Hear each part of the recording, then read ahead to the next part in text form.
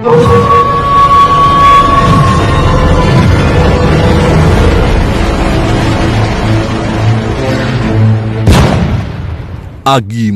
ni Paraon. Agimat, meron po nagpadala sa atin ng package galing kay Steve Ari. Vlogger po yan mga kaagimat. Nagpalitan kami ng mga mutya pero siya una nagpadala sa akin. So nagpadala din ako sa kanya. Pero I'm pretty sure na maganda yung pinadala niya. Tingnan natin mga kaagimat kung anong nasa loob. Kuha tayo ng gunting mga kagimat.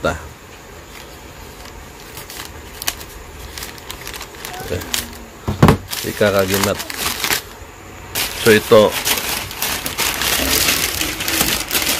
Tingnan natin kagimat kung anong nasa loob. So naka bubble wrap na siya mga kagimat. So para safe talaga yung yung nasa loob nito. So gupitin natin to ngayon mga kagimat. Teka. So excited na rin ako na makita kung anong nasa loob nito para tingnan natin kung gaano to kaganda. Okay.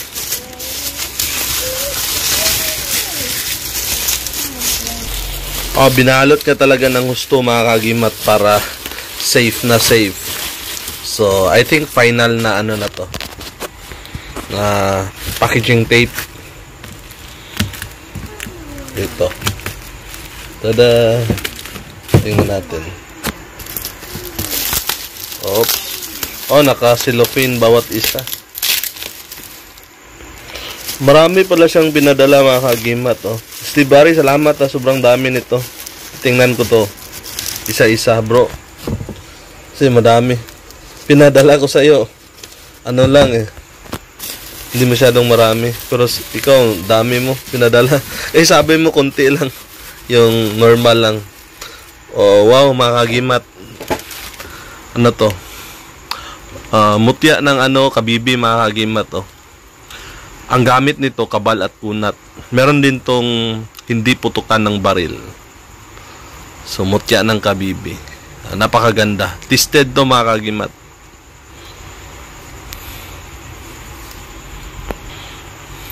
Tapos, ano naman to? Okay. Mutya ito ng... Teka.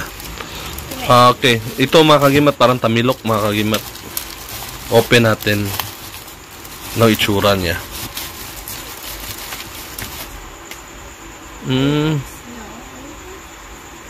Ano to? Corals.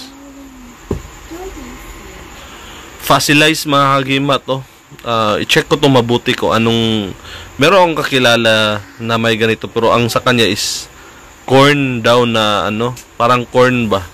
Pero sa tingin ko ito iba. Pero fossilized. Nung unang panahon, hindi ko pa ma-recognize ng tama o to, pero nagiging siyang bato. Fossilized ang tawag niyan mga kagimat. I-double check ko to later. Ito naman, naging bato. Para siyang kabibi or taklobo. Na yung fossilized. Translucent to. Check natin sa light. Okay. Meron nagdala ganito mga kaagimat. Ganito na klase sa bato na yung crystallize. Pinasuot niya sa kanyang anak. Inilagay sa biwang. Yung anak niya, kinagat ng aso. Hindi tinablan. Yung anak niya mga 2 years old. So, effective to. So, thank you bro, Aris. Steve Ari. Ito pa. Fossilized din mga kagimat to. Fossilized. Noon akala ko tamilok. Pero fossilized to. I-check ko kung anong klaseng minerals to. Halos magkapareho sila. I think sa pagkuha niya Sabay itong dalawa. Nung una, yung nasa loob ng cellophane, parang tamilok. Pero hindi eh. Iba. May bertud din to. Basta mga ganito. Meron tong mga bertud. Ito. Check natin mabuti. Fossilized din, no? Tingnan yung details, mga kagimat. Ewan ko makikita sa camera, pero merong mga maliliit na crystals. Tapos sa loob, tapos parang kahoy. Or ano siyang klase nung unang panahon. Nagiging fossilized. Saan kaya ito nakuha? At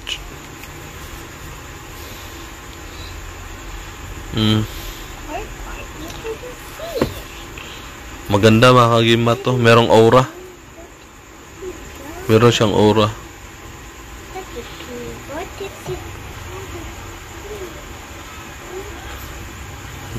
Ganda.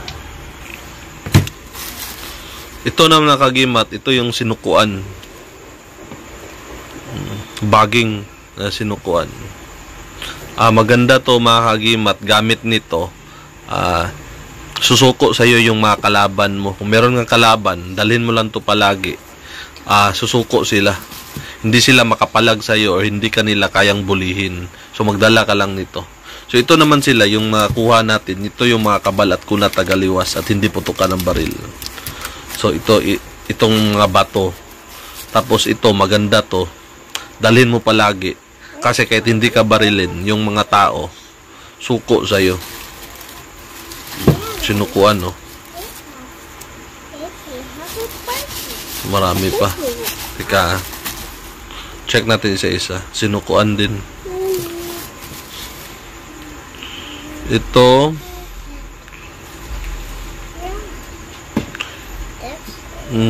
Ano to? Hindi ko pa makilala kung ano to, mga kaagimat. Pero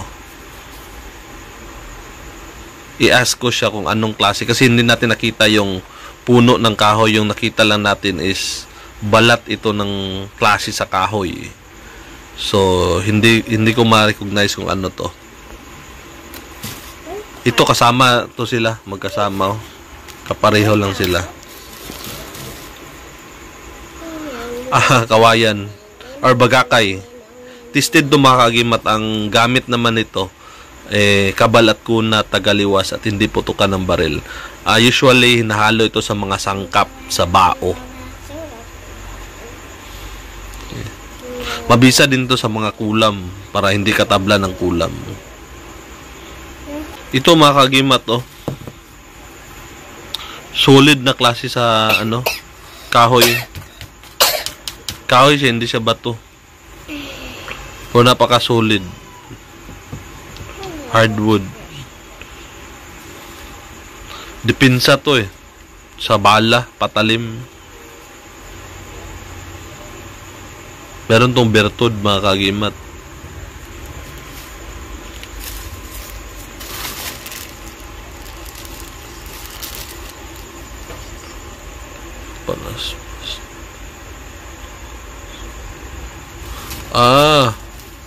Palaspas na 13 ang sanga ng niyog.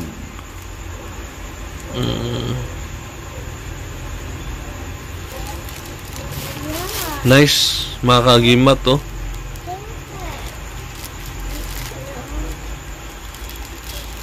pampaswerte to. Gamit pampaswerte sa tindahan. Ito naman, ito yung mga uri ng dahon na kabal at kunat. Meron San Miguel. Iba-iba kasi mga pangalan, mga kagimat, sa iba't ibang lugar. Iba't iba yung mga pangalan. Yung iba, tawag to Santa Catalina. Iba, San Miguel. Ito naman, Diyos Ama or San Gabriel. O ano-ano pa ng mga pangalan nila. Basta ito is ang nito, kabal at tagaliwas. Ito naman, mga kagimat, ito yung Santo Ara.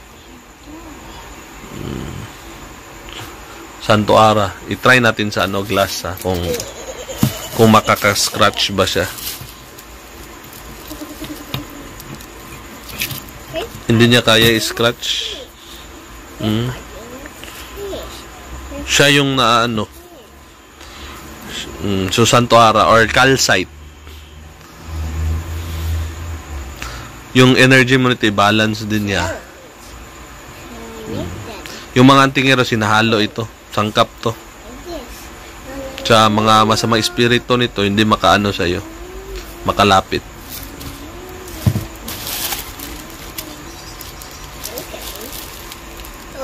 Ano to? I-open natin to mga kagimat. Ang baging to. 1, 2, 3, 4,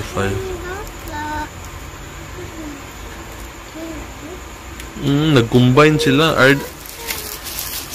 Parang ano.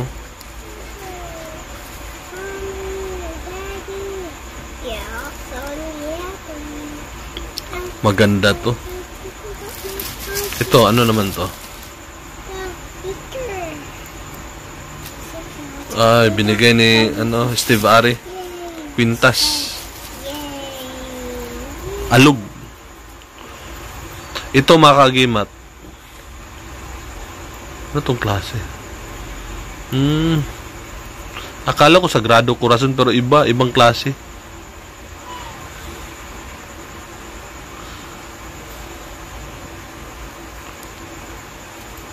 Kahawig. Pero ito mga kagimat, meron tong dala kagimat black siya na umaalog. Hindi to putukan ng baril. Tagaliwas. Usually basta ganito, meron din tong kabalat kunat. Tagaliwas dipinsa to mga kagimat. Parang nagamit na niya to. Merong aura. Ito mga kagimat, tingnan pa natin to. Marami siyang pinadala. Nahiya naman ako.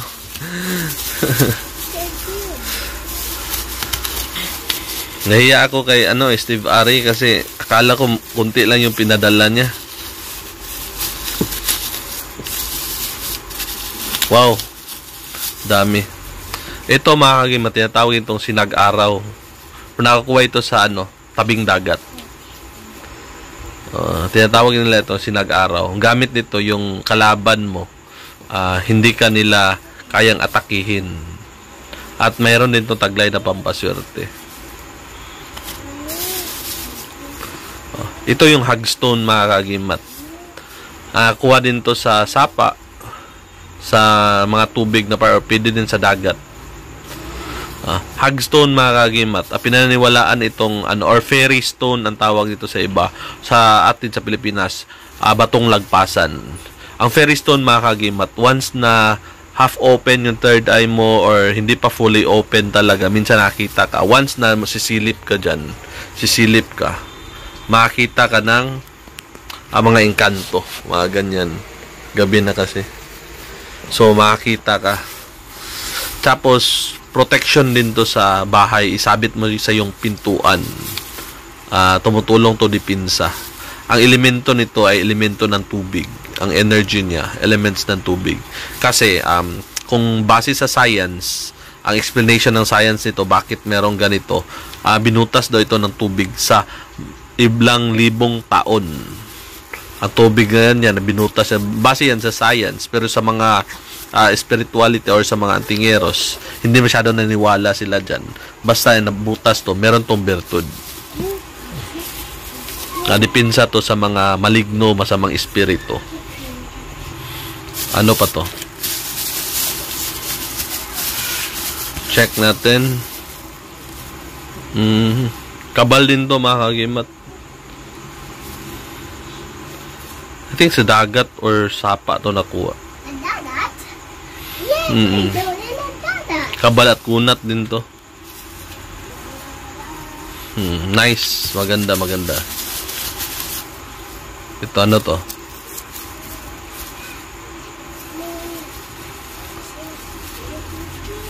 Linta. Meron siyang ganito. Maganda mga kagimat. Bang klaseng bato. Hindi to ordinaryo.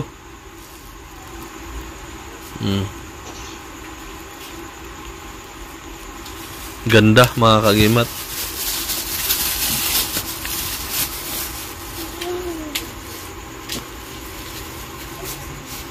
Ito, kahoy ito naging bato. Ano ba to? Kahoy naging bato. Double check ko to later mga kagimat, yung sure tayo.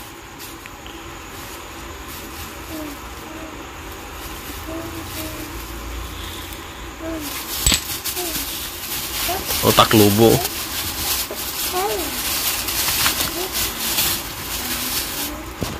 Hindi ka mga kagimat. Kakat natin to.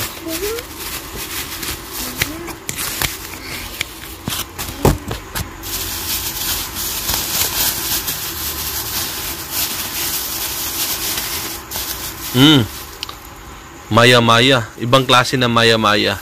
Kung makikita nyo mga kagimat, meron ganito ang aking kaibigan na si Aki Robin. Meron siyang ganito na klase sa maya-maya. Naninira ito ng baril mga kagimat. Mayroong mga commander na gumagamit ito, mga antingeros dito sa Mindanao. Ito yung dala nila. Kabal at kunat, tagaliwas, naninira din ito ng baril at hindi putukan ng baril. Ito yung dala nito. Ibang klase na bunga. Ilang piraso mo pinadala niya? O, 2. 3. So, at least ako, meron akong ganito. Meron din ako yung ibang klase na maya-maya. At ito din, ganito. So, maganda na klase. At least, meron tayong gamit. Ito naman mga kagimat. Maraming hindi niniwala nito pero ginagawa itong sangkap. Nalagay sa bao or sa mga garapa. Translucent to.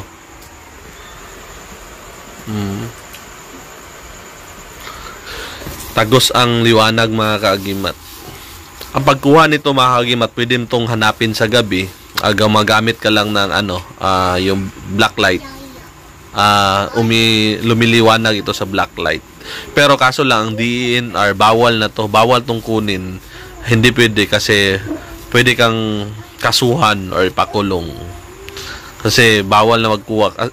Merong na-raid dati na merong mga ganito. Isang warehouse. Puro ganito. Kasi ito nature.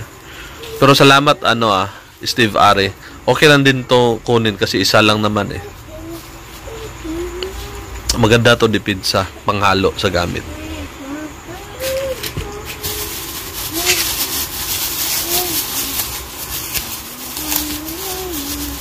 Ano to? Marami yung pinadalaw. Mga bato. Wow. Dipinsa din to. Meron akong ganito dati. Pero, ganito din siya.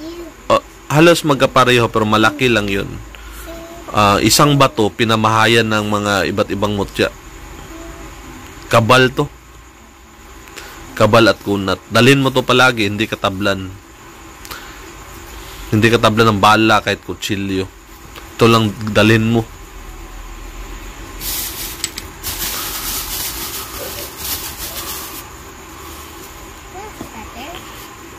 Dipinsa din to. Pinsa din. Wow. Gusto ko to. Minerals. Teka, check natin mga kagimat. Ito kasi isa sa pamamaraan ko. I-check kung anong klase. Kung quartz ba siya or calcite na klase. I-check natin.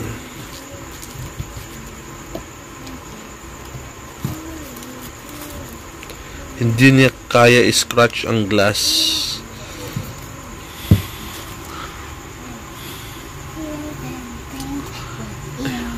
At hindi din siya Santo Ara. Or Santo Aa, parang Santo Ara. Santo Ara to. Iba na klase.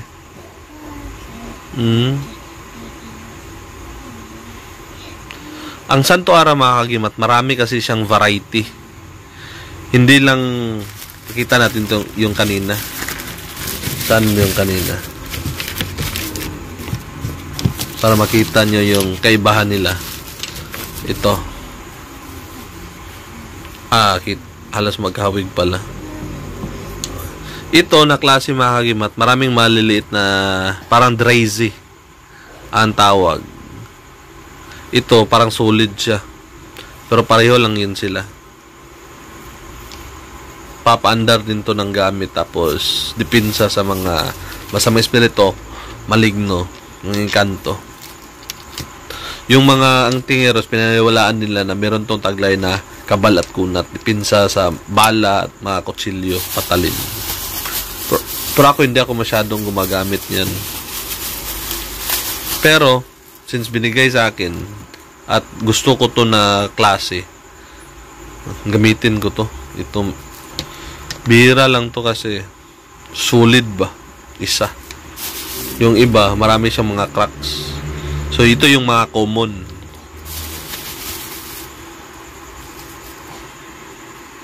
Ibang klaseng bato, maraming ano,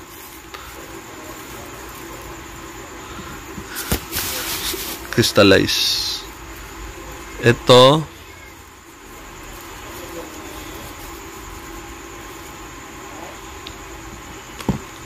ibang klaseng minerals din, ha. Ito kasama sila. Saan ba yung isa? Yung kapareho nito, ito na crack. Kapareho sila. Maganda. Pasensya na kayo sa kamay ko, may paint. Meron kasi akong ginagawa kanina.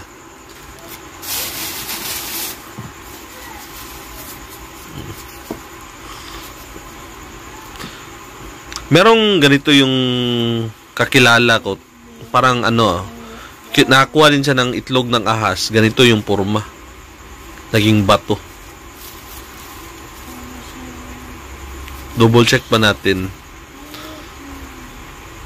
Ikabala natin to kung anong laman yung gamitan natin ng ano ba, ritual, para malaman yung gabay magturo anong gamit.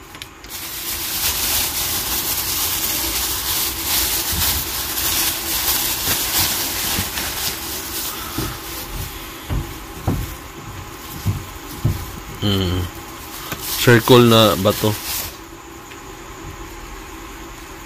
Ito sa dagat din doon nakuha eh. Or sa sapa.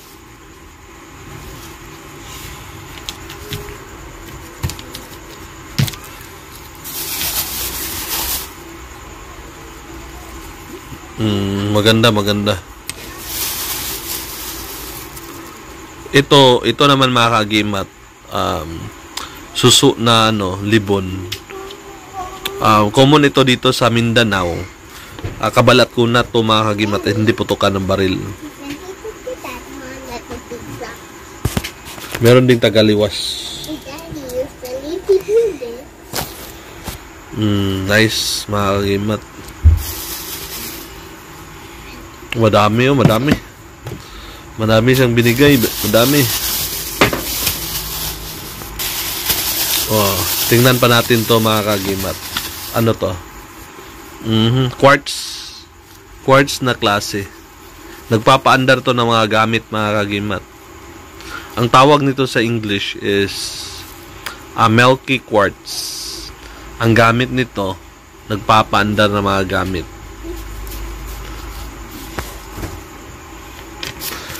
Nagtatanggal ito ng mga negatibo sa paligid.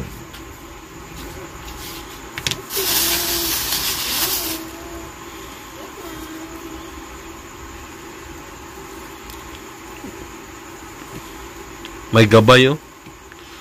Merong gabay, mata, baba.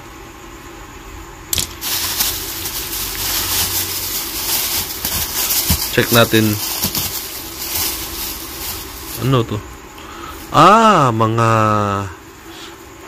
Hindi ko alam yun. Nakalimutan ko anong pangalan. Pero klase ng suso. Pero na cut siya. fossilized.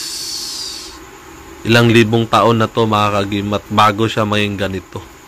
Ilang libong taon. Mga fossilized, oh. Nakuha to sa ilalim ng lupa.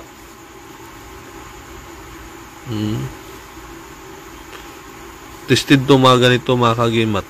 Na-preserve na kasi sila ilang libong taon. Yung mga engkanto sa ilalim ng lupa na to. Naka-attach na sa kanila. Meron to mga energy sa earth. Espiritu. Mga energy nila naka-attach na. Kaya meron to mga bertud.